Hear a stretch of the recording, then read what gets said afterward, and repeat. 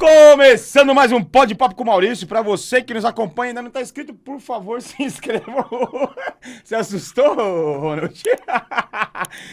Cada começo aqui é uma brincadeira. Os caras estão aqui já há um mó tempo aqui pra gente gravar e mesmo assim os caras estão se assustando ainda.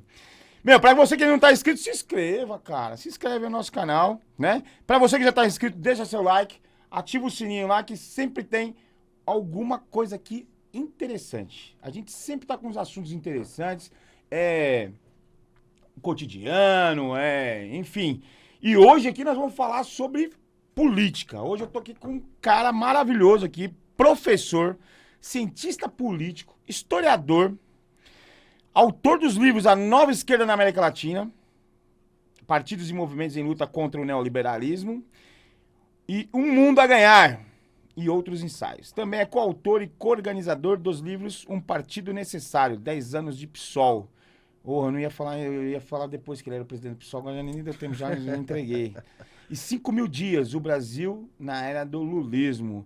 Cara, tô aqui com o Juliano Medeiros, presidente nacional do PSOL. Juliano, obrigado. Muito obrigado por você estar aqui com a gente. Porra, já vamos começar falando de você. Bora. Quem é o Juliano? Cara, além de tudo isso aqui que eu falei. Além de tudo isso aí, né? Isso aí é só a parte da propaganda, né? Quem é mesmo não tá aí. Cara, eu sou gaúcho. Não, nem parece. Comecei minha militância cedinho, moleque ainda, no PT. Nem tinha pessoal na época. Finalzinho dos anos 90, ali no começo do segundo governo do Fernando Henrique, 99. Porra. Militância no movimento estudantil, a minha escola. E nesse processo de militância no movimento estudantil fui sacando as coisas, né? Fui entendendo como é que o mundo era injusto, dando sentido para as injustiças que a gente já vivia, né? Sou filho de um operário com a dona de casa, então as desigualdades já estavam ali, né? Só não sabia interpretá-las e entender que elas faziam parte de um mundo injusto, desigual, sacana com a maioria das pessoas. Então, essa atuação no movimento estudantil foi me politizando, assim, e nunca mais parei, bicho. São 30, 24, 23 anos de militância política ininterrupta. E nesses últimos quase 6 anos na presidência do PSOL, o presidente mais jovem de partido. Porra, assumiu o PSOL com 34 anos, nesse período aí super calmo que a gente viveu no Brasil, né? Peguei aí coisas assim, tipo, desde a morte da Marielle, tinha 2 meses na presidência do PSOL quando a Marielle foi assassinada, tinha 3 meses na presidência do PSOL quando o presidente Lula foi preso, tinha 6 meses quando o PSOL lançou a candidatura do Boulos a presidente da República em 18. Os caras falam assim, você vai ter que virar presidente agora, se vira. Vai ter que se virar, meu velho. Se vira, já que você é gaúcho, vai virar presidente agora e vai ser de esquerda ainda, né? Virar pela esquerda. E Bolsonaro presidente, cara, 4 anos presidindo um partido de esquerda com Bolsonaro na presidência, imagina. Foi super desafiador. E um partido que tá em crescimento, né? Deu tudo certo. Acho que assim, o nosso grande desafio, Brinquinho, era a gente terminar essa experiência na presidência do PSOL e o PSOL tá melhor do que quando eu comecei, entendeu? Eu queria entregar um partido mais forte, com uma bancada melhor, com mais diversidade, com mais enraizamento, mais competitivo eleitoralmente, mais amplo, mais unitário com o resto da esquerda, um partido mais aberto ao diálogo, né? Menos sectário, menos... E eu acho que a gente conseguiu isso, cara. Isso aí pra mim tá me deixando assim de alma leve de terminar esse ciclo que tá chegando já ao final daqui a alguns meses, com a sensação de que deu certo, sabe? Então, é isso, cara. O Juliano é um militante das causas sociais e tá aí tentando dar sua contribuição para melhorar o país. Militante das causas sociais, mas professor. Professor, cara. Sempre gostei de estudar. Sempre. Desde moleque. Sempre fui aquele nerd ali do grupo, sabe? Nosso juventude do PT ali é outro tipo de nerd. Juventude do PT lá na minha cidade e tal. Já gostava de ler, já era todo Caxias, estudioso desde sempre. E aí não tinha muito pra onde correr, né? Se eu fosse um pouco mais esperto, eu tinha de fazer direito, ganhar dinheiro, né? Essas coisas. Mas a vontade de fazer política, de militar... E você juntou duas coisas aqui que são maravilhosas, né? Porque você é historiador e cientista político. Não dá pra ser cientista político sem ser historiador? Dá, mas você ganha muito sendo historiador, cara. Né? Porque realmente você entende os processos, né? Você entende como é que nós chegamos... O sistema político brasileiro, o sistema eleitoral brasileiro, os partidos no Brasil, isso aqui faz parte de uma história, de um processo. Eu falei com o menino, como é que é o nome, o Chavoso. O Chavoso. O Thiago sabe, o Chavoso, da USP. Porra, ele tem uma visão, assim, moleque, um garoto novo, né? Moleque, né? Garoto novo. E a sensação política dele de ver da onde veio, o porquê que nós estamos nessas fases, é muito importante, né? Porque não adianta você falar é de esquerda ou direita, é capitalismo, é socialismo, mas você não sabe... Ele falou muito da questão da raiva, né? Isso foi muito importante. Que às vezes o cara tem bronca que a raiva dele é daqui 1 metro aqui, mas o cara não percebe que a raiva dele vem de lá de trás, né? Claro.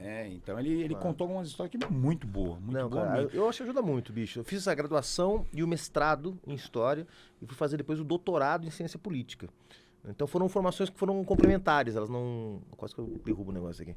Foram formações complementares, entendeu? Que eu acho que foram ajudando. E eu sou apaixonado pela história. Só que como militante político, chegou uma hora que eu queria entender certas coisas que estão acontecendo hoje. Eu não queria falar do passado mais, entende? E eu queria entender... mas acaba sendo diretamente ligado, Tem né? que falar do passado, não tem jeito, né? Tem Mas jeito. eu queria entender certos processos, queria refletir sobre eles, escrever sobre eles, pensar sobre eles. Acabei indo pra ciência política. Cara, é bem diferente, assim, é uma área... Até porque tem muita influência de outras teorias, de outras abordagens, muita coisa vinda do exterior, né? Não tem uma tradição aqui no Brasil da ciência política. Então é uma área nova, mas ao mesmo tempo é bacana, desafiador, dá pra botar a cabeça pra E com funcionar. essa experiência que você teve agora há pouco tempo, você acha que existe alguma... qualquer movimento, sem uma liderança, a gente consegue fazer esses movimentos que nem... se eu não me engano, foi o MBL começou com um papo de que não tinha ninguém. MPL, né? O MPL, que não tinha ninguém, todo mundo... Você acha que tem que ter sempre uma liderança mais à frente pra gente poder organizar ou não? Eu acho Porque que vai eu tenho ter, visto né? a juventude um pouco... agora tem olhado mais pra política, mas eu vejo a juventude às vezes um pouco dispersa, não sabe direito com... Primeiro que já não sabe história, né? Acho que precisa... Você acha que sempre tem uma liderança na frente? Eu acho que não é uma questão se tem ou não tem, eu acho que é natural que tenha, porque você vai gerando movimento, você vai botando a sociedade em movimento, parcelas da sociedade em movimento, é natural que algumas pessoas assumam... se sobressaiam e mais, assumam vamos dizer, a representação desses movimentos, né? Eu estudei um pouco isso, né? Esse último livro que eu publiquei, que você mencionou aí, fala sobre os movimentos sociais que surgiram na América Latina depois de 2011. Pego o Chile em 2011, pego o México em 2012 e o Brasil em 2013, tentando analisar alguns movimentos. Eu estou analisando basicamente movimentos de esquerda, né? Do campo da esquerda, do campo anticapitalista e tal. E todos eles, em algum momento, tiveram a formação de lideranças, né? Aquele que não conseguiu formar lideranças, que foi lá no México, foi o que menos foi para frente. Porque o movimento se dispersou, o movimento teve... Não só por isso, por outras razões também. Mas eu acho que é meio natural, sabe, Brinquinho? Quando você tem aí uma galera que tá se mexendo, vai ter gente que vai acabar assumindo a condição de porta-voz. Eu acho que não dá pra gente lutar contra isso, entendeu? É normal que aconteça e em muitos casos é positivo. Se for uma pessoa com comprometimento, se for uma pessoa que esteja disposta a representar uma causa mais ampla e não só seus próprios interesses, não vejo problema, não. Cara, e você, como historiador, cientista político, presidente de um partido que cada dia cresce mais, de onde que apareceu o Bolsonaro? De onde que apareceu o bolsonarismo? Cara, porra, a gente precisaria de um pó de papo aí com o Maurício Brinquinho de umas 3 3 horas aí. Mas a gente precisa passar um pouco, porque assim, eu vejo, também estava conversando com o Chavoso, e olha só, e com muitos outros que a gente está conversando, porque eu não entendo como trabalhadora pode ser bolsonarista, né? Como quem precisa de políticas afirmativas pode ser bolsonarista, né? Como o pobre de direita. Cara, porra, me fala um pouco sobre isso aí, como que você vê essa situação, porque assim, a gente está num governo que a gente recuperou agora na mão do Lula, mas... É um puta desafio. A gente não tá ainda... A gente tirou o Bolsonaro da frente, mas o bolsonarismo tá aí. E estão mostrando que o cara é sem vergonha, safado, é genocida, é ladrão. Não, tem pessoa que tá ali. Não, ele é a nossa solução. Me explica um pouco disso aí. Só é possível que surja uma figura como o Bolsonaro com uma crise brutal, profunda da confiança das pessoas na política. Isso foi sendo preparado ao longo do tempo, tá? Nós temos a Operação Lava Jato, que tentou criar uma narrativa de que só os políticos eram corruptos, que não tinha empresário político, que não tinha empresário corrupto, que não tinha juiz corrupto, que não tinha promotor corrupto, que a corrupção era uma coisa que só existia no mundo da política. E claro, quando você vai criminalizando, cercando a política, isso gera um ceticismo. O sujeito começa a pensar, pô, cara, todo mundo é igual, cara. Entendeu? Eu gostava tanto do Lula, agora estão dizendo que o Lula é corrupto. Eu gostava tanto da Dilma, agora estão dizendo que a Dilma é corrupta. Eu vou buscar alguma coisa nova. Então, primeira coisa, se criou no Brasil um clima antipolítica, contra a política. E é óbvio, Brinquinho, você sabe melhor que eu, política tem muita gente séria, mas também tem muito picareta. Então, assim, a política também não é um reino das virtudes, tá? Tem muita coisa errada lá, e é verdade mesmo. Com certeza. Agora não é assim, a política ela é um espelho da própria sociedade, do nível de politização da sociedade, dos seus limites de entendimento sobre os conflitos que existem na sociedade. Então, o Bolsonaro só podia nascer numa sociedade onde a política está em crise.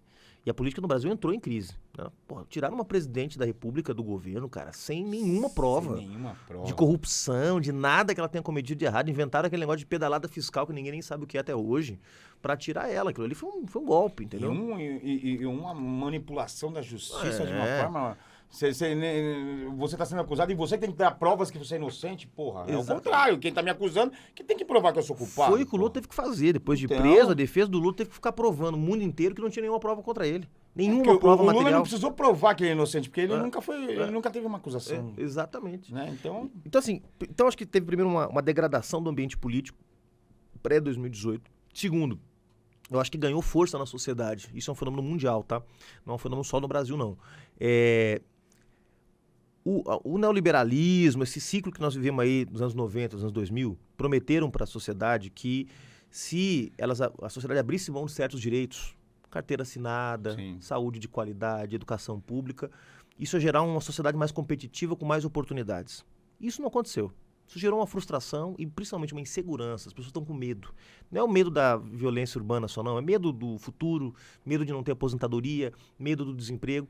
E a extrema-direita alimentou um outro medo, que é o medo dos valores. O medo que as mudanças, que são normais numa sociedade, a sociedade está sempre em mudança, sempre em movimento, mas que as mudanças que são naturais numa sociedade representam uma ameaça para os meus modos de vida.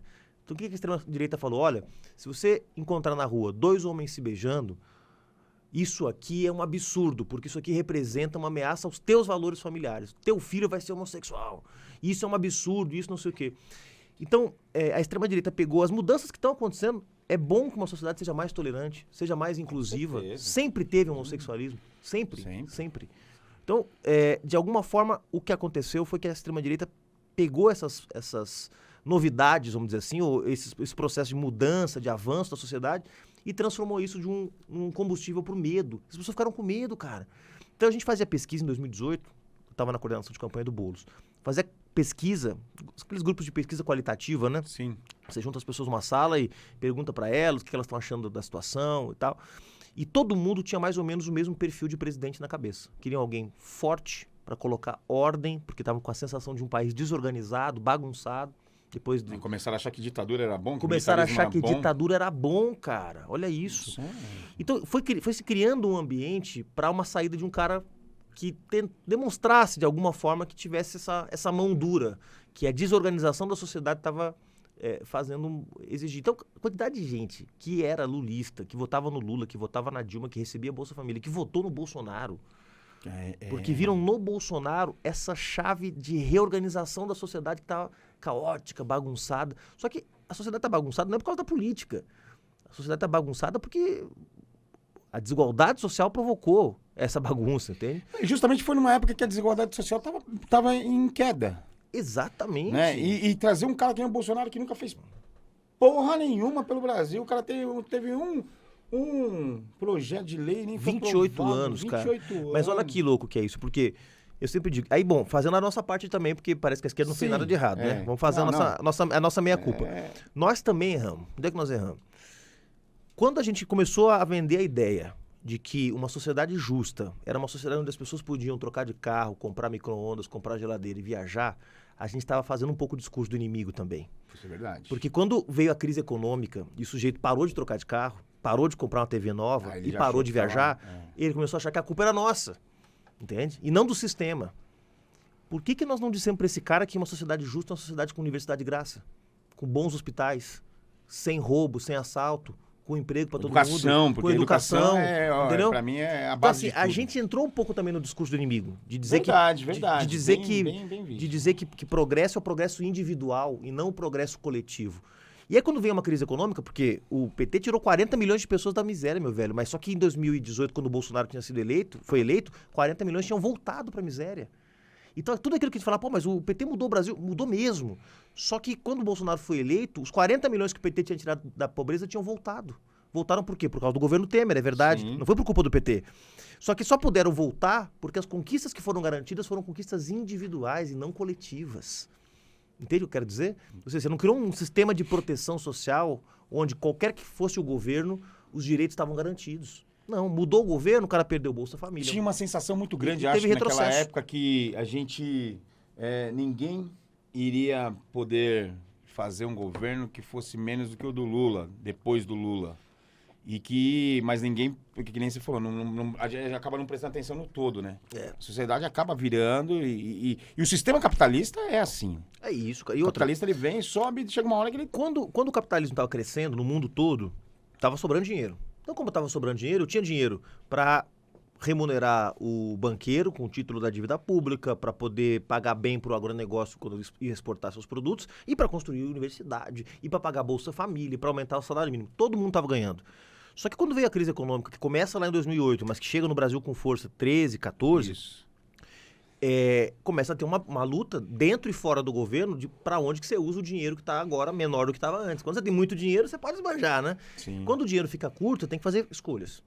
Quando o dinheiro ficou curto, o mercado não estava mais aceitando as escolhas que estavam sendo feitas pelo governo, e aí vem o golpe contra a Dilma e tudo mais. Então, eu acho que essa incapacidade da sociedade compreender que há uma divisão de interesses e que você tem que lutar pelos teus interesses, ou seja, os de baixo lutar contra os interesses. Porque, veja só, eu lembro de um dia, Brinquim, que a Dilma anunciou, e olha, eu tenho o maior respeito pela Dilma, uma pessoa que eu adoro, ficamos amigos agora na campanha do presidente Lula, estava na coordenação de campanha, mas ela fez uma coisa que eu achei que foi muito errada, e o Lula também já criticou isso em entrevistas.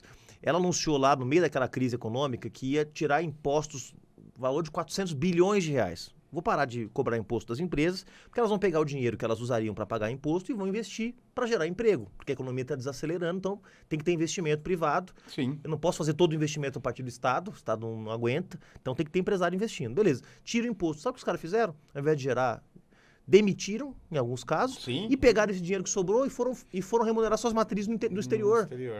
Ela fez isso, mas não fez com regras, né? Exato. A Embraer, bicho, pegou acho que 40, 50 bilhões de reais e na semana seguinte demitiu 5 mil trabalhadores. Verdade. Entendeu? Pegou não, quer dizer, deixou de pagar para o governo imposto que eles deviam.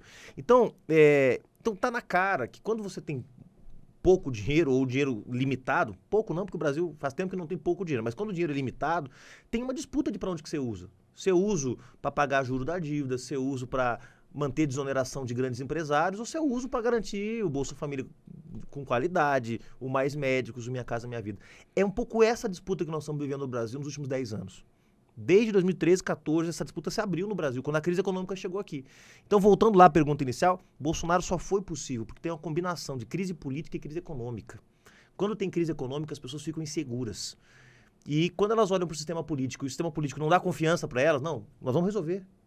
Lembra do Obama na crise de 2008? Não, eu vou desembolsar quanto tiver que desembolsar para resolver a crise.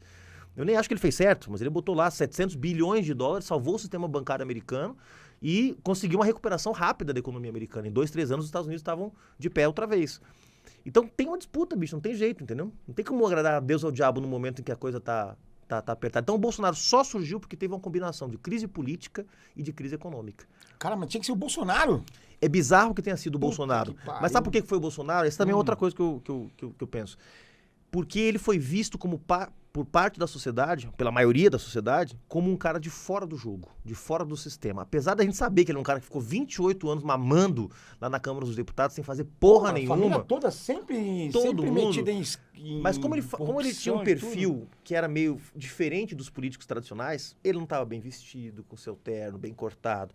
gravata alinhada, falando um monte de coisa difícil. Só dormia, né? Como ele falava só bobagem na campanha e falava umas bobagens que estavam na cabeça das pessoas. Isso é verdade, Falava umas bobagens que estavam ali, entendeu? Pegou algumas coisas que as pessoas estavam com vontade de falar e falou. Menos Brasília, mais Brasil. Uns chavões, assim, babacas. Só que de alguma forma esses chavões se conectavam com esse mal-estar que eu tô descrevendo, tá? Brinquinho, tinha um mal-estar na sociedade brasileira. Com a política, com a economia. E ele surfou nisso. Quando achou que o PT era só corrupção, quando conseguiram colocar na cabeça do povo que o PT era só corrupção, que o PT era isso, aquele antipetismo, eu acho que a população se sentiu um pouco traída, né? Eu acho que teve ali... Mesmo não sendo tudo aquilo, mas... mas teve uma frustração. Teve uma frustração. Porque, assim, os outros podiam errar, mas a gente não podia porque a gente estava falando que era diferente, né? Eu acho que teve isso também.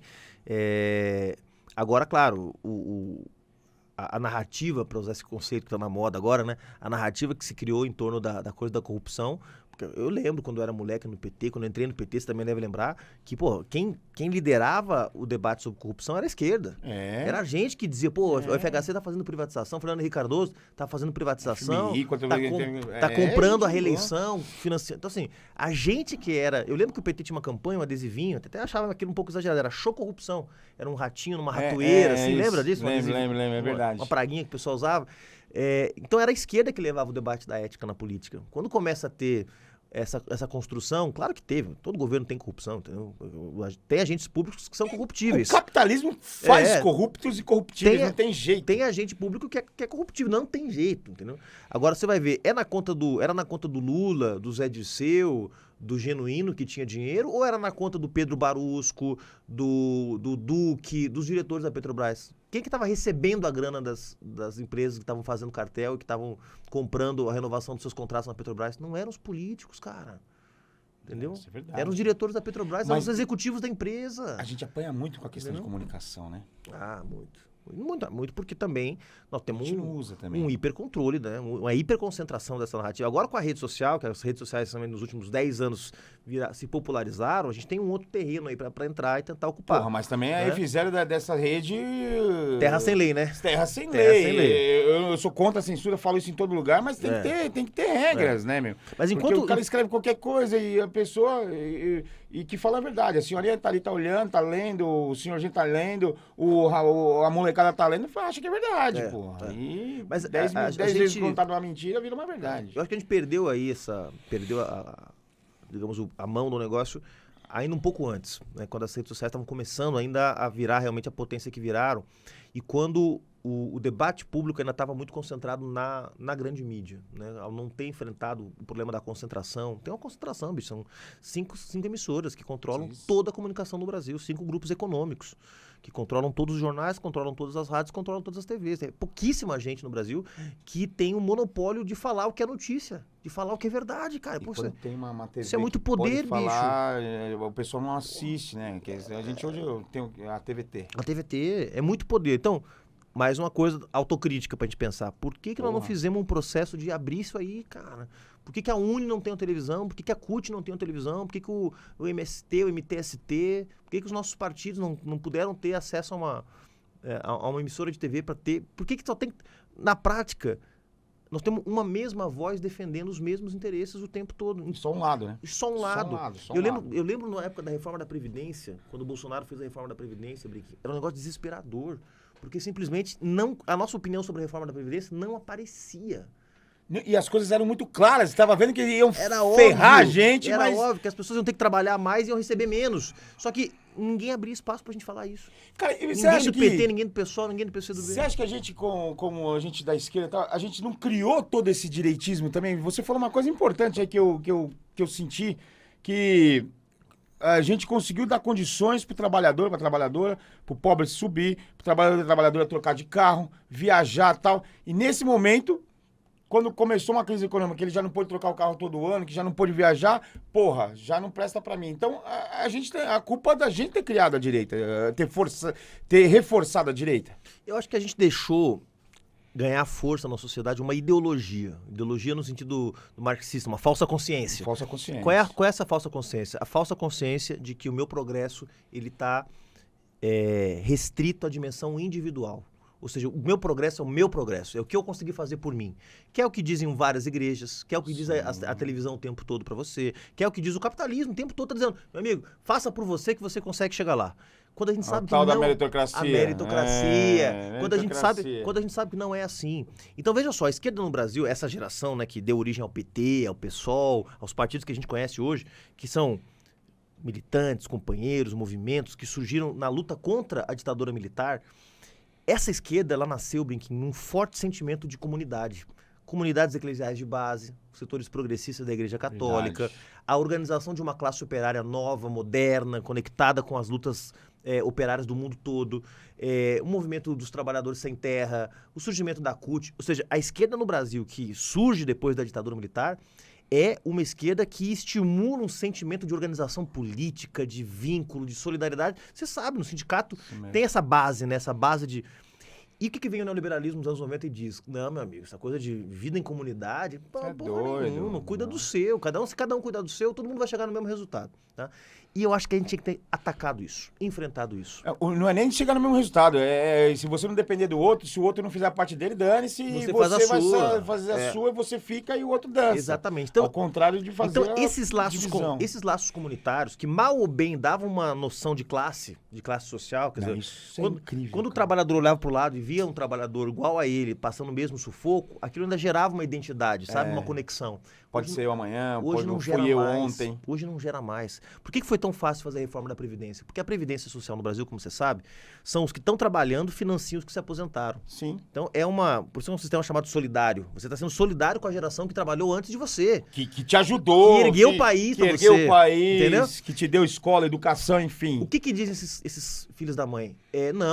Cada um por si. Você tem que guardar o seu dinheiro, fazer a sua poupança para isso ser a sua aposentadoria no futuro. É isso É o mesmo. regime de capitalização que eles Se foda que defendem. os caras trabalharam. E que se Geralmente foda. eles Então eu acho que a gente tinha que ter Eu não feito. tenho culpa do cara estar aposentado. Se você olhar Venezuela, se você olhar Bolívia, Equador, países que viveram esse ciclo também de mudanças, mais ou menos no mesmo período que o Brasil estava fazendo isso, ali no começo dos anos 2000, Lula, Dilma, esses caras apostaram mais no processo de auto-organização popular. E qual foi o resultado? Eles seguraram o tranco. Teve golpe na Venezuela. Na Bolívia, teve um golpe, mas durou 6 meses, voltou logo depois. Sim. O projeto do poder que estava lá. Então, onde teve uma aposta de organização social, de organização popular, de fortalecer, reforçar esses laços comunitários, os nossos projetos andaram mais. E eu acho que aqui esse foi um dos erros. A gente, de alguma forma, reforçou a narrativa do inimigo. De que se você tiver bem de vida, você está incluído. E inclusão não é isso, Brinquinho. Inclusão é outra coisa. Na verdade, eu não acredito nem na igualdade. Para mim tem que ser a igualdade traz mais desigualdade. Você precisa ter equidade. Equidade. A gente tem que sair dessa ideia de igualdade que já acabou, isso faz muito tempo. Porque a igualdade traz desigualdade ou não traz? E agora nós estamos diante de um desafio mais complexo. Porque qual que é o negócio? Nós ganhamos. Tem uma expectativa de mudança. Eu sei que a gente já vai falar também sobre o presente. Eu já mas tem uma expectativa de mudança grande e nós não estamos vivendo aquele momento que foi 2003, 2004, entendeu? A economia bombando e tal. Nós vamos ter que fazer escolhas. Não, e mesmo porque também não tem nem espaço para isso ainda, né? Porque pra gente recuperar o que a gente tinha, já sem ter economia, sem nada, o desgaste que aconteceu no país foi muito grande, né? Como é que... O que o Lula agora... Ou, na verdade, a gente fala do Lula, mas não é o Lula. O que a gente vai enfrentar? Porque a gente não pode deixar o Lula sozinho também nessa, claro. Se a gente também não for e não der base, não der sustentação para ele na rua, nas ruas, nas discussões, o governo não vai mudar porra nenhuma não, bicho. Cara, esse pra mim, você tocou num ponto pra mim é chave, Brinquinho. Porque é o seguinte, tá todo mundo cansado. Foram 4 anos enfrentando o Bolsonaro, foi pesado pra caramba, entendeu? Teve essa pandemia que foi um negócio desesperador. Imagina, a pandemia... E tornaram mais desesperador ainda com as atitudes que tomaram. Já seria um negócio difícil para todo mundo, né? Porque quem não perdeu um parente, perdeu um conhecido, quem não perdeu um conhecido, todo mundo perdeu emprego. Alguém. Quem não perdeu emprego teve que ficar trancado em casa. No melhor das hipóteses, quem tinha uma condição um pouco mais privilegiada, teve que ficar 3, 4 meses em casa sem pirar. Então, assim, não foi bom pra ninguém. Alguns tinham uma casa boa pra ficar o fogo. Foi as Exato. famílias que estavam dentro de um cômodo Exato. com 5, 6 pessoas. Imagina, cara. Exatamente. E esse cara só tornou, esse filho da mãe que saiu da presidência, só tornou tudo pior. Então, assim, eu entendo que as pessoas estejam cansadas. Eu entendo que, pô, eu vou sair pra rua pra pressionar o governo que eu ajudei a eleger. Porra, não. Agora, né, deixa o Lula resolver. Mas é que o problema é que ele não consegue resolver sozinho. Não tem como resolver sozinho. O Lula não tem maioria na Câmara dos Deputados, não tem maioria no Senado Federal. Tem um governo que ele começou... Banco Central Banco Central autônomo, foi indicado pelo Bolsonaro, entendeu? Cara, isso não pode, então, assim, uma situação regional que é mais complexa. O Lula, quando governou, criou um monte de instrumentos de integração regional, CELAC, Unasul, fortaleceu o Mercosul. Isso tudo está desmontado agora. Então, não é fácil contar com a Argentina, que está em crise, não é fácil contar com os outros países, entendeu? Então, a situação é bem mais complexa e eu acho que a gente tinha que assumir nossa responsabilidade nisso, sabe, bicho? Acho que a gente tinha que... não é pra pressionar o governo, não, mas entrar em certas disputas. É isso mesmo. Ir pra rua não é que... Não é falando pra que derrubar o governo. Derrubar o governo e disputar com o Lula. Não, é o contrário. Mas pra pressionar. É ir pra rua pra poder... A questão da educação, pô. Se a gente não for pra rua, saúde... vai ter que fazer o que... Agora, eu acho que a principal disputa que nós vamos enfrentar, ela é bem difícil da gente conseguir fazer, que é a disputa da economia. Né? Porque a gente fala de educação, fala de saúde, mas a gente só consegue entregar isso se o Estado estiver bem financiado. Se tiver... Claro que o Estado não é que nem... De vez em quando até a gente repete essa bobagem, tá? O Estado não é que nem a economia doméstica da casa da gente, tá? Porque o Estado é como a casa da gente, eu só posso gastar o que eu recebo. Não, meu amigo. Ao contrário. O Estado emite própria moeda, o Estado tem um sistema de crédito próprio, que é a dívida pública, o Estado tem reserva em moeda forte, o Estado tem banco de financiamento, de fomento, o Estado... Quer dizer, peraí, é diferente aqui. O Estado define a própria taxa de juros dos empréstimos que ele pega, ele que define a taxa de juros. Então, assim... Não, o Estado é algo te dá muito mais margem do que a economia doméstica. Mas mesmo assim, ainda assim, o Estado tem que ser bem financiado, tá? Porque se o cara achar que ele não vai receber o título da dívida que ele está comprando, porque o Brasil está prestes a quebrar, como está a Argentina, por exemplo, não vai vir dinheiro para cá. Então, tem uma engenharia aí, Brinquinho. Agora, essa é uma disputa onde os caras estão léguas na nossa frente. Porque eles já conseguiram construir uma ideia na sociedade brasileira de que o Estado gasta demais, de que é gastança, de que é farra dos políticos, de que tem muito privilégio, de que tem que tirar a estabilidade do servidor público, de que é... Estado mínimo. Então, assim, quanto menos tiver dependência do Estado melhor. Então, assim, essa é uma disputa pesada que nós vamos entrar, tá? Agora vamos discutir as tais das novas regras fiscais, né? Eu acho que a proposta que o Haddad fez, que é um amigo nosso, companheiro nosso, mas a proposta que ele fez já é uma proposta de saída meio rebaixada, porque ali já tem uma série de trancas e amarras que podem trazer dificuldades para nós mesmos. Então eu esperava que ao invés de fortalecer a narrativa do inimigo, de que o Estado realmente está gastando muito e tal, que a proposta de regra fiscal dissesse o seguinte: porra nenhuma, o Estado não está gastando muito, o Estado está gastando pouco, porque a crise econômica é pesada e nós temos que gastar mais saúde, vou dar o exemplo mais educação, exatamente, entendeu? Porque é num período de retração econômica que o Estado tem que gastar mais. Quando a economia está bem, o Estado pode tirar um pouco o pé. Sim. Entendeu? Porque aí vai, o setor privado... Ela acaba girando sozinha. Gira sozinha, exatamente. Então, esse é um debate que nós vamos entrar, bicho, e não vai ser fácil, tá? Agora, reforma tributária. Nós falamos a campanha inteira, nós todos, PSOL, PT, o presidente Lula, vamos fazer uma reforma tributária para que os ricos que nunca pagaram imposto nesse país passem a pagar.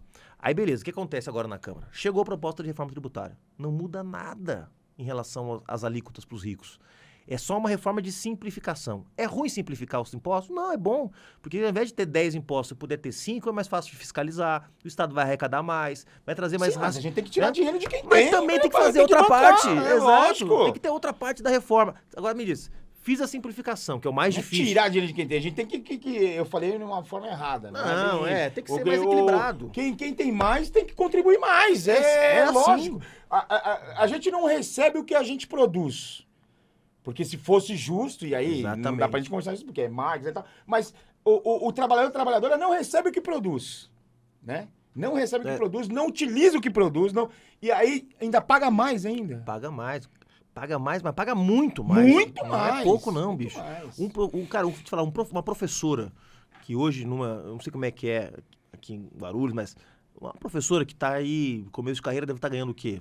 R$4.000, né? Com os benefícios. Agora com piso e alguns benefícios. 420 só o salário. 4 mil e pouco, tá? Em Guarulhos o porra do prefeito não tá pagando nem isso. Não paga nem isso, né? É. Vamos lá, que ela tenha 5 anos de profissão, vai ganhar aí uns 6 mil reais, 6 mil e pouquinho, tá? Ela paga 27,5% de imposto de renda, cara. 27,5%. Paga o mesmo que o Neymar.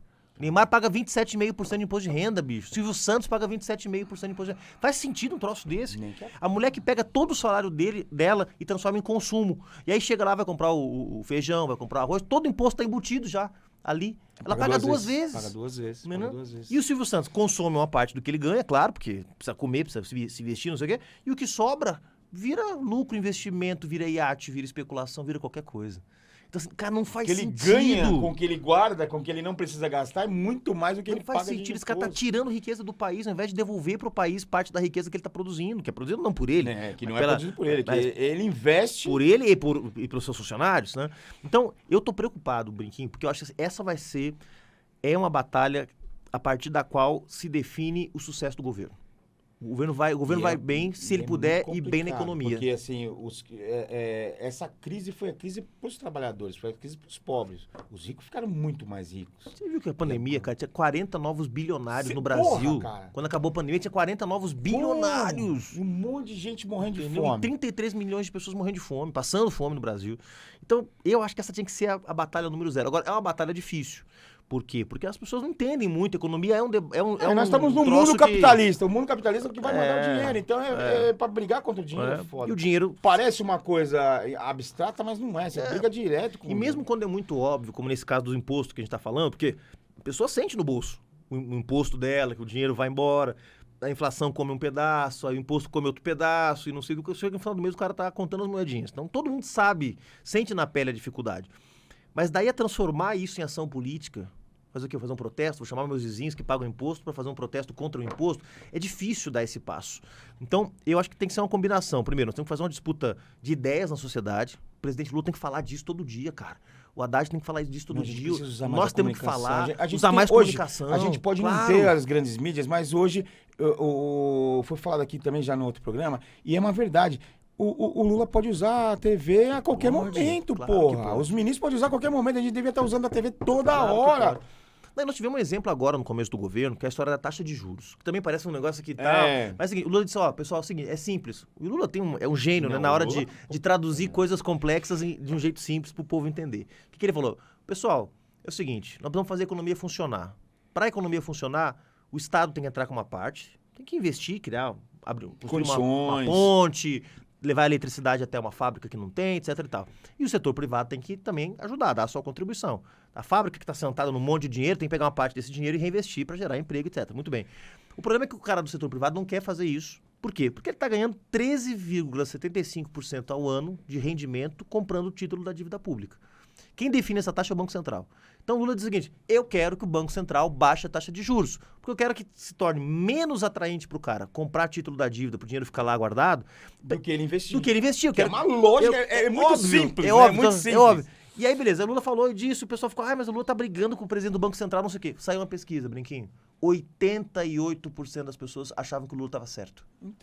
Então tem que entrar nas brigas, tem que entrar nas disputas, entendeu? Se a gente fizer o discurso no campo do inimigo, a gente vai sempre discutindo os termos deles. E é por isso que eu falo, a gente tem que voltar pra rua, cara. E voltar pra rua. Porque na rua a gente discute, a gente consegue colocar, já que a gente não tem da mesma forma, porque assim, a gente fala da internet, tudo que você falou hoje, a gente tem internet, mas a internet também é uma fábrica de besteira, é uma fábrica de fake news, é uma fábrica de... Então é rua que a gente tem que ir pra fazer o debate com o povo, cara. É o nosso lugar. É isso. Né? Então, cara, deixa eu ver aqui que você já respondeu uma porra de um monte de pergunta aqui que não dá nem agora, preciso tentar uma... Cara, esses negócios das CPIs, como que a gente vai tratar isso aí? Porque assim, os bolsonaristas, porra, incentivaram o golpe, deram o golpe, roubaram, fizeram... Os caras são... Cara, eu não sei como que a gente consegue perder tanto pra esses caras. Os caras fizeram uma CPMI contra eles mesmos, agora estão correndo. Cambada de covarde. né? Que fizeram a CPMI e quando viram que, opa, peraí, a CPMI é contra nós mesmo, então deixa eu voltar atrás. Mas a gente vai passar por uma CPMI aí meio complicada e a gente não pode deixar isso acontecer. Essa turma parece aquele cachorro que fica correndo atrás do caminhão. Quando o caminhão para, o cachorro não sabe o que fazer, entendeu? Puta, e agora? O que eu vou fazer? O caminhão parou. Acabou com a diversão. Cara, mas olha só, eu acho que tem duas aí que me preocupam mais, tá? Preocupam no sentido de você achar a tática certa pra cada uma delas. E saber o que eles estão querendo acertar. O que eles estão querendo acertar também. No caso da CPMI do golpismo, eu tive uma reunião essa semana com os presidentes de partido, tava lá a Gleisi, todo mundo, Boulos também tava como líder do PSOL na Câmara, e o Boulos falou uma coisa muito certa, nós temos que transformar desse limão uma limonada, porque qual foi o momento, Brinquinho, desde que começou o governo Lula, ou desde antes, que nós conseguimos gerar mais coesão social em torno do presidente Lula, mais apoio, mais unidade, menos contestação, foi no 8 de janeiro. Verdade. No 8 de janeiro, Lula juntou os 27 governadores, inclusive os bolsonaristas, juntou os ministros do Supremo, chamou os prefeitos de capital, a imprensa inteira condenou o que aconteceu, os formadores de opinião, ou seja, nós isolamos, cara, mas isolamos de um jeito assim, que eles ficaram só ali os 15% de extrema direita mesmo, que já é bastante gente, mas a gente criou uma baita coesão em torno do governo. Aí depois que a imprensa começou a fazer o quê? Não, mas o Lula tem que parar de falar disso, para de falar do Bolsonaro, para de falar de golpe, o Lula tem que governar e não sei o quê. Tá? E claro, naturalmente, essa coesão ela foi se fragmentando, porque é um governo que está em disputa. Tu tem dentro do governo gente que apoia o Bolsonaro, tu tem dentro do governo gente que não apoia o Bolsonaro, mas também não gosta do PT, você tem a esquerda dentro do governo, então é um governo que está em disputa, que, né, vai ser puxado de um lado para o outro. Então eu acho que nós temos que pegar essa CPMI e ir a fundo, Brinquinho, mostrar para a sociedade brasileira os bandidos que esses caras são, os canalhas que esses caras são, ir para cima. Doa quem doer. Mas vai pegar um general? Foda-se. Tem que pegar. Mas vai pegar o cara que financiou o general, que é um empresário que nós precisamos que gere emprego? Foda-se. Nós temos que isolar esses caras, porque não pode ter espaço na democracia para quem quer acabar com a democracia. O Partido Nazista é proibido no Brasil porque ele defende coisas que são incompatíveis com a democracia. É isso mesmo. Então, se esses caras defendem coisas que são incompatíveis, eles têm que ser varridos do mapa. Não fisicamente, eu não quero que eles sejam executados, deportados, mas tem que mostrar as reais intenções dele pra ver que é pra acabar com o Brasil, que é pra acabar com o trabalhador, e os trabalhadores poderem enxergar então, isso. Eu acho que nessa CPMI dá pra gente ganhar essa disputa. Dá pra ganhar na sociedade a disputa de que o que aconteceu foi uma tentativa de golpe, todo mundo sabe. E criar de novo uma coesão em torno do governo, pelo menos nesse tema da democracia. Em outros temas não vai ter coesão, mas nesse tema da democracia eu acho que dá pra gente ir pra cima dos caras. Porque eu fico muito preocupado, porque cada dia que passa, a gente consegue mostrar mais e mais a milícia que é a família Bolsonaro. Você vê a esposa recebendo presentes presentes pro Brasil e ela em bolsa. E mesmo mostrando tudo isso, o pessoal ainda tem o pessoal e ainda tem o pessoal... Vai ter. De base, de trabalho e tal, ela pôs na bolsa sem querer, ela achou que era presente pra ela. Porra, caralho. Mas tem uma turma que tá perdida. Agora tem uma maioria que dá pra gente disputar. Agora, qual que é o problema? Onde é que a CPMI, ou CPI, a CPMI, é o Congresso Nacional. Nós não temos maioria lá. Esse que é. Então as CPIs, elas podem também... mesmo que a extrema-direita não consiga fazer das CPIs, das diferentes CPIs, um instrumento de desgaste do governo, ainda assim elas podem ser uma espécie de moeda de troca. Porque quem vai controlar essas CPIs é o Centrão. O famigerado Centrão. A turma do orçamento secreto, a turma que engavetou 120 pedidos de impeachment contra o Bolsonaro. O Lira botou a camisetinha, Bolsonaro 2022. Vamos esquecer disso. Não podemos esquecer disso, não. Então, essa turma vai definir um pouco o rumo das coisas. E essa turma, você sabe como é que funciona. Lula, quer que eu alivie para você na CPI? Libera o ministério. Então, nós vamos ter que ter, por isso que aí voltamos ao que você está falando, tem que ter mobilização popular, porque se a gente depender só do Congresso Nacional, velho, nós estamos ferrados. E aí o Lula também não vai conseguir fazer Também não vai. E uma das CPIs que eles estão querendo fazer, Brinquinho, que isso aí também chama a atenção para a galera que está nos assistindo, eles querem fazer uma CPI do MST. Que todo mês de abril, há vários anos, desde 97, acho que foi, né? Que foi quando teve lá o massacre de Eldorado dos Carajás. Todo mês de abril, o MST faz uma jornada de reivindicação pelo direito à reforma agrária, terra, denuncia as condições de vida dos camponeses pobres, etc. E esse ano como faz todos os anos, fez 4 ocupações, cara. Não é nada comparado com o que o MST fazia anos atrás, entendeu? Fez 4 ocupações. Ocupações que Foram, depois desocuparam, só para abrir negociação, só para pressionar. Sim. Um gesto, um ato político. Assim como a gente, às vezes, bloqueia uma rodovia para chamar atenção para um problema, você faz uma ocupação de um prédio público para chamar atenção para um problema, depois você sai, porque ninguém morreu, não teve nada demais. Veio a imprensa, caiu de pau em cima, veio a direita, caiu de pau em cima, e querem fazer uma CPI do MST. Para quê? Para criminalizar os movimentos sociais. E dizer, ó, quem for pra rua é bandido. Quem for pra rua protestar, olha como os caras são Eles já estão, enquanto a gente tá querendo aqui ir pra rua, que a gente tá falando, eles já estão pensando lá na frente, falar, opa, já vamos começar a criminalizar agora, que ninguém quer ir pra rua depois. Exatamente, cara. Então, é isso mesmo, verdade. Nós estamos lidando bem com gente, observado. nós estamos lidando com gente muito esperta, com gente que governou o Brasil. Quem governou o Brasil nos últimos 4 anos não foi só o Bolsonaro, foi esses caras pelo também. amor de Deus. E assim, os caras, eles dormem e acordam pensando neles. Eles não param em nenhum momento. Enquanto a gente, que nem você falou, o povo tá cansado, tá, pô, acabei de eleger, então eu não preciso ir pra rua. É o contrário, esses caras não... Pra ser bandido que nem eles, tem que trabalhar pra cacete. Esses caras, de E outra noite, coisa, bicho, assim, pensando maldade. Tem uma tentativa permanente de dizer que o conflito social é uma coisa... Não, nós temos que viver uma sociedade de paz completa. Quando que isso aconteceu? O conflito faz parte. Conflito, não conflito violento, a morte, a guerra civil. Mas eu tô falando... O conflito de interesse, isso aqui faz a sociedade avançar, bicho. Se não tivesse conflito, mulher não votava. Se não tivesse conflito, a escravidão não tinha acabado. Se não tivesse conflito, não estava na ditadura militar até agora. Verdade. Ou seja, o conflito também move a sociedade. Mas tem que ser um conflito dentro das regras do jogo, um conflito democrático, um conflito de ideias, etc e tal. O que esses caras querem dizer é que não pode ter conflito. Tudo se resolve nas salas, nos tapetes azuis e verdes da Câmara e do Senado. Só que isso tira o povo do jogo, cara.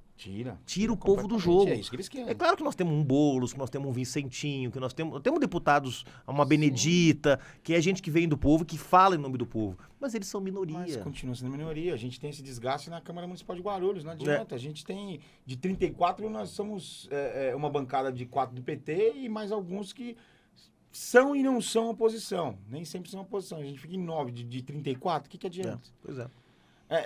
Essa questão do voto é muito ruim ainda, né, Juliano? Porque nós temos um sistema que é feito vota para... no presidente, mas você não dá apoio pro presidente para ele ficar lá. E aí esse conceito da gente ir pra rua para ajudar o presidente parece totalmente louco para quem não acompanha a política, né?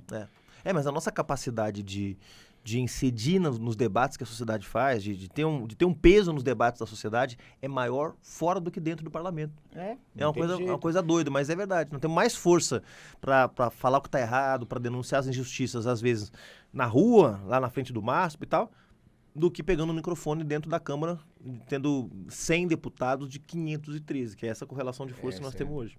Cara, vocês fazem um trabalho magnífico, só para mim, fazem um trabalho magnífico com jovens. Vocês conseguiram voltar a atrair os jovens para a política. Pro debate, na verdade. Porque teve muito jovem aí também que foi para a política, mas foi jogado lá na época dos conflitos, onde nasceu o MBL, onde não nasceu política nenhuma naquela porra. Mas vocês têm essa atração muito grande. E o que fazer, cara? Porque eu tenho uma preocupação cada vez maior. A gente dependeu do Lula, cara, pra gente poder voltar a discutir política no Brasil, pra gente poder voltar a ter liberdade, pra gente não passar mais um mandato na mão do genocida do Bolsonaro, porque a gente ia acabar de vez. A gente ia voltar pra escravatura. E a gente teve que depender do nosso barbudinho velhinho. Pô, a juventude tem que estar aí. O que fazer cada vez mais pra atrair o jovem pra política? Cara, essa aí é uma pergunta de R$1 milhão, mas olha só, eu acho que essa geração de esquerda que nos liderou até aqui, o Lula no PT, no PSOL, pessoas como Luiz Erundina, Ivan Valente, Chico Alencar, que já estão aí todos na casa dos 70 também. Já estão tudo. Essa geração... A gente devia estar dando descanso para eles agora. Exatamente. Né? Essa geração que nos liderou até aqui, Brinquinho, tem 2 méritos incríveis. Um que é derrotar a ditadura militar. Foi a turma que garantiu que a gente pudesse estar aqui agora fazendo esse podcast, conversando, sem estar com a polícia na porta aqui embaixo. A segunda coisa é eles organizaram uma agenda de interesse dos trabalhadores. Um programa que envolve reforma agrária, luta por direitos, liberdade para os sindicatos, consolidação do sistema único de saúde, educação pública gratuita e universal. Ou seja, tinha um programa de mudanças e de democratização do país que essa turma pensou nos anos 80 e implementou ao longo dos anos 90, dos anos 2000. Sim. Então esses caras foram incríveis. Qual que é o problema, bicho? Eles já são septagenários. E o mundo mudou. e o Brasil mudou. Então, se a gente não tiver uma esquerda, isso é uma coisa que eu estou obcecado, meu livro também é sobre isso, se a gente não tiver uma esquerda capaz de entender as mudanças que o mundo e que o Brasil estão vivendo, a gente não vai conseguir se conectar com as pessoas, com os jovens, não só com os jovens, com as pessoas em geral, mas principalmente com os jovens, porque os jovens vivem essas mudanças muito mais fortemente. Porra, e vivem e é rápido. Rápido, Eles aprendem. rápido. Ontem eu tive com o presidente do Sebrae, nosso amigo Décio Lima, lá que foi Sim. deputado federal do PT de Santa Catarina, um grande amigão. E o Décio me diz, Juliano, o Sebrae aqui é importante, porque o Sebrae fala de uma coisa que está ganhando cada vez mais força na cabeça da juventude, que é o tal do empreendedorismo. Só que na cabeça dos nossos inimigos, do neoliberalismo e tal, empreendedorismo se vira, meu velho, dá teu jeito aí. E na cabeça do Décio, que é um cara de esquerda, não, empreendedorismo é ajudar o cara a se posicionar num mundo cada vez mais complexo, onde as relações de trabalho estão cada vez mais fluidas. E ele me diz o seguinte, eu tenho uma pesquisa aqui, Juliano, 60% dos jovens não quer ter carteira assinada. Não quer ter, não é que não tem, não quer ter. Já é uma derrota do ponto de vista ideológico do nosso projeto de garantia de direitos. Então, cada vez que o presidente Lula fala, eu vou garantir que cada um tenha carteira assinada, ele não está falando com 60% da juventude. Então, nós temos que, de alguma forma, olha que louco isso, cara, que eu estou falando. Então, nós temos que, de alguma forma, que atualizar o nosso discurso para poder falar com as pessoas que estão aí. Puta, é muito grave isso, cara. Agora você me assustou. Não é que não tem, não quer ter. Não quer ter, não tem, a gente já sabe, mas não querer ter é foda, porque não tá entendendo. Não... E sabe qual é a importância disso, bicho? 70% da riqueza produzida nesse país vem do setor de serviços, que é comércio, pequenos empreendimentos, profissionais liberais, escola, hospital, tal. É 30%, que a gente fala agronegócio, a indústria, isso aí é 30%, meu velho. 70% da riqueza que esse país produz está no mercado interno, setor de serviços. E parte dessa riqueza, hoje, é produzida pelos pequenos empreendedores, o dono da farmácia, a costureira do bairro, a manicure, a pedicure, entende? Também o moleque que está entregando comida no aplicativo e tal. Então, nós temos que pensar resposta para essas novas questões. Os nossos velhinhos, quando tinham nossa idade, lá nos anos 80... eles tiveram que dar respostas para as mudanças que o mundo estava vivendo. Pô, cara, o socialismo soviético estava entrando em crise. Tu imagina o que foi para esses caras ter que dizer, pô, como é que eu continuo sendo de esquerda agora que a União Soviética acabou? Para eles foi uma puta crise, um puta desafio. E nós também temos um desafio, o mundo mudou. Você sabe quando Lula era dos sindicatos metalúrgicos, a Volkswagen tinha 40 mil trabalhadores, hoje tem 7 mil. É verdade. Mudou. Tudo. Pensar que todo mundo... A classe operária, aquela classe operária dos anos 80, hoje é uma classe operária pequena, hiper especializada, com salários altos, comparado com a média, né, do povo brasileiro, e que já tem pouca identidade com as ideias de esquerda, porque está com a vida mais ou menos resolvida. Essa é a coisa. Então, eu acho que nós precisamos de uma esquerda capaz de se conectar com as mudanças, ou seja, que fale sobre as mudanças, que pense sobre as mudanças, e que quando não tiver resposta, diga, e sobre isso aí eu não tenho resposta ainda, vamos pensar junto? Vamos pensar uma saída junto? Questão ambiental. Porra, nós vamos continuar falando que é só para tirar petróleo o resto da vida. Quando o mundo inteiro está pensando em formas de substituir o petróleo por outras fontes de energia. É verdade. E nós só falamos de Petrobras, de tirar petróleo. Pô, agora outro dia tinha não vou falar para poupar, mas um sujeito do governo defendendo meter uma plataforma de petróleo na bacia da foz do Rio do Amazonas, cara. Você é louco. No Amapá, entendeu? Pô, nós vamos fazer isso num governo de esquerda, cara. Não precisa. Vamos investir em tecnologia, vamos botar aqui um monte de planta industrial com em parcerias internacionais, com outros países, com outros parceiros, para fazer microprocessador, bateria de lítio, alta tecnologia, entendeu? Nós temos aí com as nossas hidrelétricas, você pode produzir hidrogênio verde, que agora é o combustível do futuro, está se falando de ter um tipo de hidrogênio produzido a partir da energia gerada pelos reatores de hidrelétrica. Nós temos um monte de hidrelétrica. Então vamos dar um passo... Porra, cara. Vamos dar um passo à frente. Mudar isso ainda. Então, eu ia falar de juventude, mas falei de outra coisa muito mais complexa. Mas, de alguma forma, é sobre juventude. Sabe por quê? Porque sobre o futuro, cara. Sobre o futuro. Nós temos que pensar o futuro. Você vê, os jovens também enxergam as coisas diferentes já. Enxergam. Estão pensando em um futuro verde, estão pensando em outras situações totalmente diferentes do que a gente pensava lá atrás. E como você enxerga o posicionamento político, por exemplo, dos influencers? Ah, cara, eu acho super importante. Porque, até... Ajuda ou atrapalha? Não, eu acho que pra nós ajuda. Tá? Eu digo a esquerda tem que ter os seus influencers. Bom. Entendeu? Bom. Quer dizer, é uma oportunidade. Eu vejo como uma oportunidade. Claro que tem ameaças também, tá? Mas por que eu vejo como uma oportunidade? Porque a grande imprensa, a grande mídia, que era, digamos assim, A arena do debate público, até uns anos atrás, era TV, e rádio, e jornal. Assim, era a mídia tradicional, era a arena onde rolava o debate público. Você quer botar suas ideias na roda? Pô, bota um artigo na Folha. Você quer conseguir expressar um valor diferente, alguma coisa? Pô, consegue dar uma entrevista. Eu lembro, quando eu fui trabalhar na Câmara, cada vez que a gente conseguia meter um deputado do PSOL, no comecinho, os primeiros anos do PSOL, falar no Jornal Nacional, 15 segundos, caralho, o PSOL apareceu. Quando saiu uma notinha, puta, agora eu pego o telefone, o Fernando Buzento aqui, nosso assessor de comunicação, ele pega o telefone e me coloca em qualquer jornal, a qualquer momento.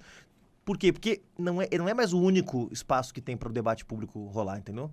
Você tem as redes sociais. Isso aqui é uma outra arena muito mais ampla. Então, mas aí você pega, eu acho que você falou uma coisa importante, a gente precisa ter os nossos influencers, porque Claro. o que o Nicolas Ferreira, por exemplo, porta-voz direitíssima, contribui pra gente? Claro. Agora você vê, ele foi o deputado mais votado do Brasil. O segundo mais votado do Brasil chama Guilherme Boulos. Sim. Um cara que usa bem pra caramba as redes. Foi o primeiro político sem mandato a chegar a 1 milhão de seguidores nas redes sociais, no Twitter, no Facebook, no Instagram. Faz isso aqui, ele tem lá o café com bolos, não sei o quê. No começo todo mundo falou, pô, mas como é que um líder, um cara sério, fica falando com uma câmera sozinho? Ele não tá falando com a câmera, cara. Ele tá falando com os milhões de seguidores que ele tem. Então, nós temos que disputar esse espaço. Tá mais fácil a gente ocupar uma fatia desse debate público nas redes, com os nossos influenciadores, do que... A gente tem que ajudar mais, na grande imprensa. A gente tem que incentivar mais os nossos influenciadores. Do que na Você grande falou uma imprensa, verdade, cara. Boulos, Do que na grande imprensa. A gente fala do Nicolas, mas a gente esquece, às vezes, do Boulos. Por É. causa da posição política, às vezes a gente esquece que ele também acaba sendo Também, influência. olha só, cara. Também é influência. As duas principais lideranças que a esquerda brasileira produziu Cara, eu gosto mais do Boulos. nos últimos tempos. Mais uma vez, eu vou chamar ele aqui, Tem porque que eu chamar tô ele chamando aqui. toda hora. Vou falar Eu converso com ele, pessoalmente. A gente se Ele conhece gosta em de você Guarulhos, também. tá? Eu gosto dele pra caramba. E ele, pra mim... Você sabe que o Boulos atrapalhou pra cacete, a gente teve hora. Porque ele queria que votasse num deputado do PT... Aí ele falou, não, no seu estadual eu voto, agora pra federal é no Boulos, porra, né? Então, até pra mim fazer Ele virou um campanha... candidato da esquerda toda, né? Foi, mais né? ampla. E da juventude. Eu achei Da bonito porque, juventude. assim, meus próprios filhos, né? Meus filhos acompanham pra cacete, porque vivem comigo. A família acaba participando disso. E pra mim convencer o filho meu pra votar num candidato do PT foi foda, cara. Não, pai, eu vou votar ali, mas vou votar no Boulos, sabe? Então, a gente acaba esquecendo né, o exemplo Eu acho que o influencer. pessoal tá conseguindo ocupar bem. Acho que, modéstia à parte, Brinquinho, o partido que melhor tá ocupando esse debate Não, nas isso redes é. sociais é o PSOL. A gente começou lá atrás, eu era Porque secretário... vocês conseguem se comunicar bem com os jovens. Isso, porque nós estamos com, vamos dizer, porque nós somos mais jovens também, pra gente é mais fácil, né? Claro que eu tenho que também ter essa compreensão de que Sim, verdade. os dirigentes mais antigos têm mais dificuldade de entender certos processos, é normal, entendeu? Assim como daqui 20 anos, bicho, 20, 30 anos, vai ter certas coisas que nós vamos olhar e vamos dizer, porra, mas o que é isso aqui mesmo, faz, entendeu? né? Inteligência artificial, eu não sei porra nenhuma de inteligência artificial, só se fala disso agora. Não, cara, Vou ter que parar de molecada estudar esse negócio, cara. Com menos de 1 ano de idade, já pega um celular aqui e mexe muito melhor que a gente já. Né? Com certeza. Então, cara, e aí? Vamos ter eleição ano que vem. A gente tá falando do nome aí, vamos falar um pouco do Boulos, vai, porra. E aí, eleições ano que vem? Já teve um desempenho fudido o Boulos agora. E aí, vai ser prefeito? Cara, vamos lá, eu vou tentar falar disso sem cometer um crime Depois- eleitoral. E depois eu vou fazer uma... Vou te dar uma provocada. Boa, me provoca. Não, o negócio é o seguinte, cara. Primeiro, eu acho que não vamos chegar no ano que vem. O bolsonarismo não vai estar derrotado. Primeira coisa que eu quero. Enfim, Com certeza. então, nós estamos falando de uma eleição que é daqui 1 ano e meio, menos de 1 ano e meio, vai estar Amanhã. na urna votando. Amanhã já. tá batendo É na muito nossa rápido. porta. O Brasil não vai estar reconstruído dentro de 1 ano e meio. O bolsonarismo não vai estar derrotado dentro de 1 ano e meio. Então, eu acho que essa Nós vamos estar passando por dificuldade, o Lula vai passar possivelmente. por dificuldade. Então, possivelmente. eu defendo que essa unidade que nós conseguimos construir, cara, nós ralamos para construir essa unidade, viu? Foi. Não foi fácil. Nacional e no Brasil também, porque ó, o PSB tinha brigado com o PT, tinha votado a favor do impeachment da Dilma. O PSOL nunca tinha feito parte dos governos do PT.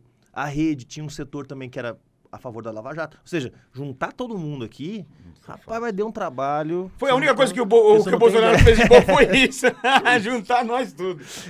Então eu defendo que a gente mantenha essa unidade. Eu acho que esse aqui é o núcleo da reconstrução do Brasil. É claro que se eu tiver um empresário que queira ajudar a reconstruir o país, um setor do PSD, do MDB que queira ajudar a reconstruir o Brasil, estão muito bem-vindos. Mas o núcleo é esse aqui, que é o núcleo que pensou o programa do Lula, entende? PSB, PSOL, Rede, PT, PCdoB, PV, depois o PDT chegou também, tá dando uma contribuição bacana lá com o Lupe. Então eu acho que nós temos que manter isso e onde for possível, onde as condições políticas permitirem, reproduzir isso nas cidades no ano que vem.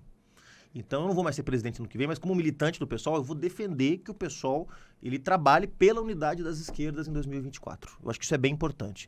E aí ver o nome mais competitivo em cada cidade, tentar achar uma fórmula que todo mundo também fique confortável. Não é fácil fazer isso. Não, Agora, puta, ano nem passado que era mais fácil, que eram só 27 estados, então você tinha que fazer só 27 fórmulas estaduais. Sim. Teve vários lugares que a gente não conseguiu, que fulano deu uns escanteio pra cá, bota outro pra lá, até com a gente aconteceu. Da gente ser escanteado, é do jogo, mas não é fácil. Então eu acho que nós temos que lutar para manter. Aí, traduzindo isso para São Paulo, eu acho que o Boulos tem que liderar uma frente das esquerdas em São Paulo. Tá? É normal que todo mundo agora queira colocar seus nomes, tá aí a Tabata Amaral pelo PSB. Todo mundo acha que o Brasil vai ficar vai virar o melhor país do mundo daqui a uns 2, 3 meses, isso não vai acontecer. Não vai, Vamos não ver vai. como é que vai estar no final do ano para ver se todo mundo vai estar no mesmo pensamento. Então eu acho que nós temos que estar todo Acho mundo que a união junto. de forças tem que ser Temos que estar todo prioritária. mundo junto. Lá, acho que se em Guarulhos a gente conseguir, temos que estar também. Onde der pra gente estar junto, nós temos que estar junto, fortalecer, porque nós temos que ter vitórias que expressem vitórias do governo Lula. Então, beleza, pode ser que tenha um partido mais de centro-direita que está apoiando o governo, mas isso aqui não reforça esse projeto que eu tô Sim. falando, sabe? Esse núcleo que representa o projeto de reconstrução do Brasil. Então, eu acho que nós temos que estar juntos e, obviamente, hoje, em São Paulo, não consigo ver outro nome com melhores condições de disputar, de liderar essa frente do que o Boulos. Agora, a gente precisa tomar muito cuidado, porque assim, a máquina, da forma que o bolsonarismo usou a máquina, foi uma forma que nunca ninguém viu na história desse país, nem a ditadura usou dessa forma. Perdeu porque, de um lado, estava o Lula mesmo, não infelizmente, mas é que a gente não conseguiu trazer, a gente não conseguiu alavancar outro nome. Que bom que tinha ainda ele, bem, né? graças a Deus, o Lula ainda estava lá, ainda tá forte e tal. Mas foi usado de uma forma ferronha. E isso vai acontecer ano que vem, cara. Porque os caras ainda estão com as máquinas na mão. Vai acontecer de novo. Bolsonaro ensinou que mesmo um tipo estúpido, imbecil, um canalha, um cretino, um vagabundo... Ladrão, bandido, genocida. Não tem mais o que falar. Mesmo esse cara pode ter chance de ganhar uma eleição. E com a máquina. Por causa os caras da estão com máquina. Cara, o Lula ganhou a eleição por menos de 2 milhões de votos, bicho. Por 1,8% foi a diferença. Do Lula, que tirou 40 milhões de pessoas da miséria, com uma puta frente ampla que se formou em torno dele, ganhou a eleição por 1,8%. Pô, os caras usaram de tudo, cara. A máquina trabalhou de um jeito. A questão policialesca, Não, os benefícios sociais, né? Benefícios sociais em cima da hora. Mas quantos mudaram não a conseguiram Constituição? votar? Porque a polícia rodoviária não deixava os caras, a federal não deixava os caras chegar lá pra votar. Os caras mudaram a Constituição, bicho. Porra, mudaram a Constituição do Brasil pra poder dar benefício social. Então, eu acho que essa coisa que o Bolsonaro fez mostrou pro mais idiota dos idiotas que ele tem chance na eleição. Esse é meu medo lá. Não tô chamando chamando o prefeito de São Paulo de idiota dos idiotas. Ele é só mais um idiota entre tantos idiotas. Você falou justamente na hora que eu falei do prefeito de Guarulhos, então eu também não chamei. Mas com todo respeito. Agora é o seguinte, pega o prefeito de São Paulo. O cara tá sentado em 34 bilhões de reais, cara. É a maior caixa da história da prefeitura de São Paulo. Boa parte desse dinheiro vem da renegociação da dívida do município que o Haddad fez lá atrás quando era prefeito. O cara tá sentado na máquina. Sabe o que ele faz? Nada. Ele vai segurar esse dinheiro para daqui a alguns meses torrar todo o dinheiro para tentar se reeleger. Porque é um cara que ninguém conhece, era o vice do Bruno Covas, um vereador inexpressivo da Zona Sul de São Paulo, e vai tentar com essa grana comprar aliados, fazer obra eleitoreira de última hora e tal. Vai ser uma eleição dura. Mais uma razão pela qual nós temos que estar juntos. Isso é verdade. Porque ainda a cultura do voto do povo brasileiro é muito ruim, né?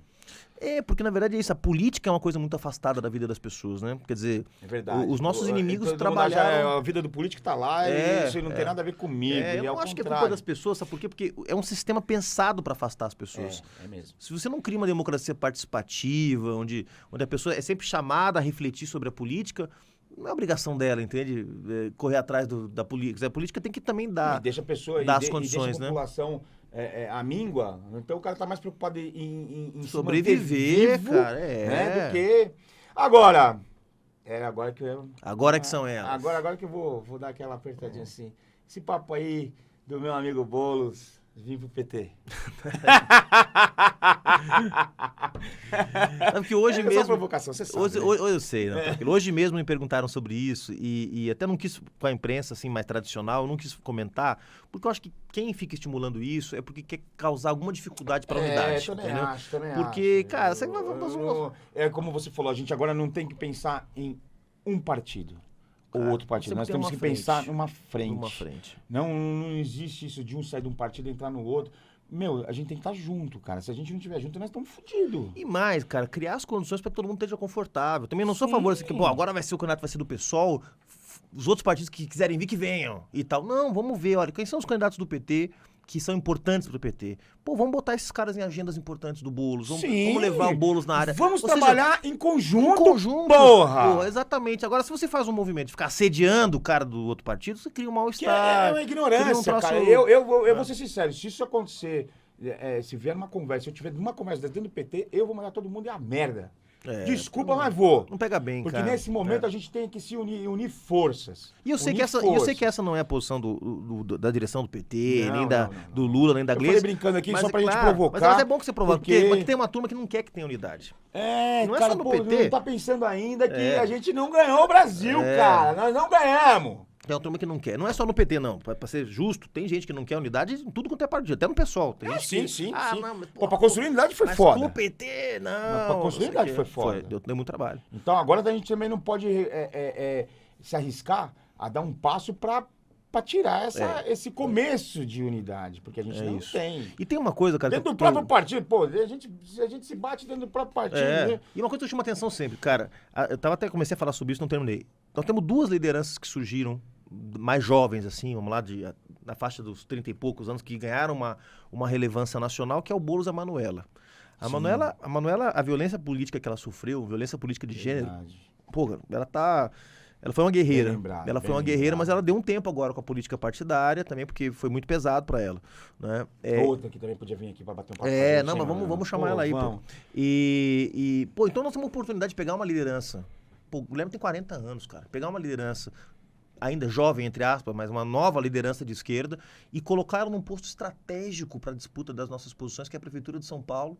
Entende? Isso aqui vale ouro, bicho. Um governo bem sucedido do Guilherme Boulos em São Paulo, da esquerda, entende? Isso dá para a esquerda brasileira uma opção para o futuro. Isso mesmo, entendeu? Isso mesmo, Pô, claro que o PT tem quadros extraordinários, entendeu? Mas assim, então, mas os nossos quadros estão ficando velhos. Mas estão ficando velhos não também. Gente, olha, novamente, eu não tô criticando a velhice, não, ao contrário. Não, claro que não. Nós precisamos Temos que ter muito. Temos que ter opções. Nós precisamos muito de vocês e a gente só tá onde tá pela construção que vocês fizeram.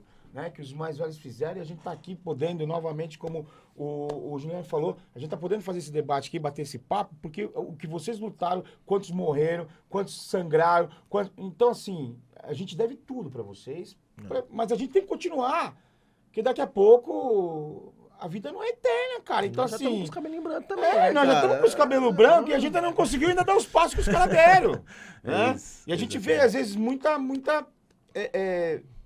impedimento, às vezes, eu acho que, inclusive, foi isso que a juventude saiu um pouco de perto dos debates políticos. Porque, pô, tem que forçar muito para entrar. Eu acho que o momento agora, realmente, é da gente fazer uma frente, realmente, de esquerda, porque para todo mundo entender que não vai ser um partido, não vai ser uma pessoa que vai salvar um país, né? E que a gente vai ter que construir isso aos poucos e vamos ter que crescer. Se a gente não crescer agora, cara... E crescer... Nós vamos ser derrotados daqui a pouco outra vez. É isso. Crescer, dar espaço pra quem tá chegando, porque... Crescer cara, gente... é ruim pra gente ter... Tem partidos que... Pô, você vai olhar na bancada lá, partido de esquerda, tem uma mulher na bancada, entendeu? Não tem um preto na bancada. Pô, um país que a maioria é formada de mulheres, a maioria é formada por negros. Cara, a minoria é branca nessa porra desse país, a minoria é branca, a minoria é homem, a maioria é mulher, a maioria é preto, é indígena. E daí, daqui a pouco vem maluco de esquerda, diz, mas vocês estão sendo identitários, vocês querem dividir o povo brasileiro. Meu amigo, não é isso, cara. É que só um preto sabe o que é ser um preto na periferia. Eu nunca vou saber. O Lula faz o que faz pelos trabalhadores porque ele foi trabalhador, porque ele passou fome. Não adianta pegar um cara que nem o prefeito de Guarulhos, que nunca andou na cidade, que não conhece, nunca passou por uma enchente, né? Teve escola pra ele à vontade, melhor educação, cacete e tal. Ele não vai saber o que o povo tá passando, por isso que tá lá. terceirizando tudo, não dando chance pra GCM, não dando chance pra professor, acabando com a saúde da cidade. Você dá um bom prefeito do Guarulhos, viu, cara? Opa! Mas é verdade, cara. O cara não conhece, o cara não conhece. Mas então, é isso mesmo, tem que ter. Não tem que... eu acho que é imprescindível a gente fazer. E as lutas do nosso tempo, né, Brinquinho? Gostei do que você falou, que as nossas não são as mesmas lutas. É isso, porque... As nossas bandeiras já são outras. Pô, do caralho que a gente tenha tido nos anos 80, um monte de operário, deputado, cara. Porra. Eu lembro lá no Rio Grande do Sul, de onde eu sou, pô, Olívio Dutra, presidente do Sindicato dos Bancários, deputado, Fortunati, que era dos bancários também, Rosseto, que era dos petroleiros, sei lá, tinha o Tarso também, que era um advogado, mais da esquerda intelectual. Mas, pô, você tinha um monte, Paim, metalúrgico, só pra falar do Rio Grande do Sul. São Paulo, então, nem se fala. Quantidade de operário, uma Benedita da Silva, mulher que foi empregada doméstica. Isso é do caralho. Agora, tem outras lutas que estão rolando agora. Então, assim, é muito bom que a gente tenha... o pessoal tem um deputado indígena, é o único partido que tem. O pessoal tem uma deputada trans, só tem mais uma na Câmara, que é a Duda do PDT, que, aliás, começou a militar no PSOL também. Nós temos um pastor de esquerda. Que coisa mais importante do que ter um pastor de esquerda numa bancada de esquerda, cara? E um pastor hoje, pra ser de esquerda, não é fácil. Porra, porque é o seguinte, nós estamos falando de 30% a 40%, dependendo do estado, da população, que fica lá sendo envenenada, dizendo que esquerda é destruição da família, dizendo que esquerda é ideologia de gênero, dizendo que esquerda é não sei o quê. Porra, cara. Então, assim... Tem que crescer, tem que ganhar mandato, mas também tem que ter... É muito legal ter um cara como você, por exemplo, que veio do sindicato, cobrador de ônibus, motorista de ônibus, dirigente sindical e tal, porque você tá falando de um lugar, cara, que você e mais alguns podem falar, outros não vão poder falar, entendeu? Então, ter essa diversidade e de gente ligada ao povo, né, cara? Porque também, claro, nossos partidos vão crescendo, vão ficando mais competitivos, vai chegando todo tipo de malandro também, querendo se filiar, querendo ser candidato, cara com grana, empresário, não sei o quê. Isso também nós temos que cuidar. Privilegiar quem vem da luta do povo. Porque são esses que vão ter condições de interpretar essas mudanças que a gente está falando aqui e poder dar soluções a elas no futuro. Isso é importante que você falou, porque eu acho que a gente tem que peneirar mesmo quem está dentro dos partidos. Porque o PT cresceu muito, né, quando o Lula virou presidente, mas não foi um crescimento de qualidade, não.